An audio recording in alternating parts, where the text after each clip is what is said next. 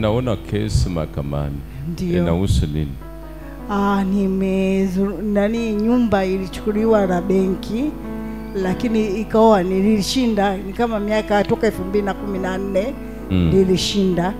Lakini tatizo yule mwenye aliyenunua lile eneo ana nguvu, anatembeza pesa. Sasa na mimi nilikuwa nimeshinda, sasa na uchumi umeyumba. Sasa kuendelea kufuatia ile kesi nimeshindwa. Na utembeza Yesu. Wamesema natembeza pesa. Wewe tembeza Yesu. Amina Baba. Kila mahali namwambia Yesu nenda wewe. Mimi sina hela ya kutuma huko. Yesu nenda. Amina Baba. So Yesu anaenda kukushindia. Jesus going to win it for you. Nimekuona nashinda, ndio maana nimekuuliza ile swala la kesi mahakamani nayoona. Ndio. Yesu atakushindia kesi hiyo. Jesus will win it for you. Kijana wako amepotea? Amepotea. Toka mwaka jana mwezi wa 6. Kidogo ana hitilafu ya akili.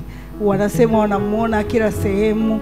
Kama mwaka huu mwezi wa 4 kuna kijana alikuja pale kwetu akasema kwamba alimuona maeneo ya Kinyerezi, baadaye akasema alimuona maeneo ya Chanika.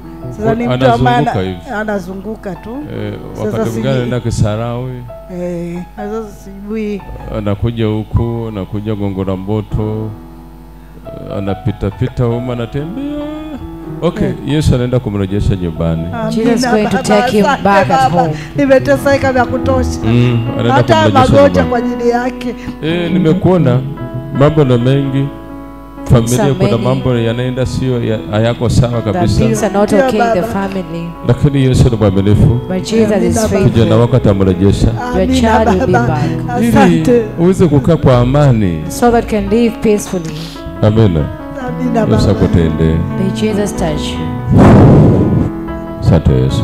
Thank you Jesus. Asante Roho Mtakatifu. Thank you Holy Spirit. Amen. Amen. Uko sawa? You're okay. Yesu akutende. May Jesus touch you. Watembee kwenye mafanikio. Move in prosperity. Sio unakimbia.